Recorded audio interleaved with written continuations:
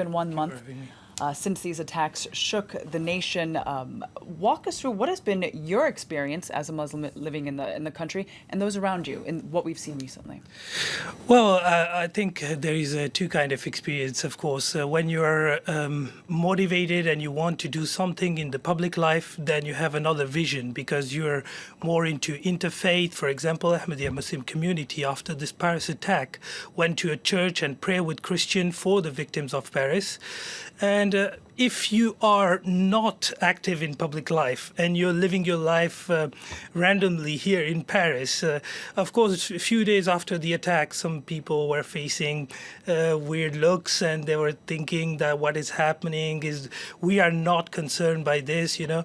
So basically, there is two ways of looking at this. There is the first way, which is Islamophobia increase a little bit, but the second way of looking at this is that Muslim community should be active in the public debate and should fight this Islamophobia through the proper way, which is through public speaking, for example, or through social actions. And for example, this gathering is something good, but this gathering should not be the only thing that Muslims are doing.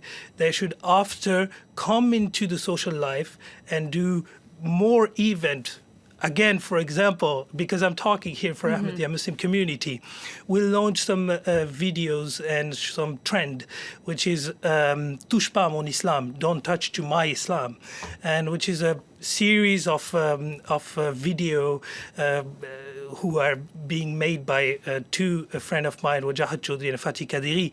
And these video shows that there is one question, what is jihad, for example, and there is replies from Islamic communities. So I think these type of initiatives should be more put on the table and should be shown to all French people in order to fight against Islamophobia. Did you already feel that more needed to be in the public domain, if you will, to speak out against radicalization prior to these attacks? Of course, this has been an ongoing issue, radicalization within the Muslim community. So are you saying that not enough has been done in the past and it's suddenly been jolted to, or things have slowly been coming to the forefront? I mean, Muslims were really involved into the public debate, but because there is these attacks and because there were further Charlie Hebdo attack it was Charlie Hebdo attack. So we need now, because these people show that they are part from Muslim community, which they are not, of course. They are not representing the true Islam. That's for sure. All Muslims, I keep repeating this. But we need to show more as well. Exactly. Is it enough to simply say these people do not represent Islam? I think normally it should be enough. Normally it should be enough because people might be aware about what Islam is, you know. But we need to struggle more against this because I think, this is my perspective, that French people still make the confusion in between, these groups which are non-affiliated to Islam and Islam. So, but is there a confusion now? Of course, we've got the same thing we're seeing in the United States, this following the shootings in California. You're saying that perhaps there's a misunderstanding going on. Of course, these are people, we are all living in the same countries. How can we increase dialogue and make sure that there's less of a misunderstanding moving forward? Well, I think it's social implications. Of course, you need to go to talk to your friend, to your neighbor. For example, Ahmadiyya Muslim community launched this Meet a Muslim Family.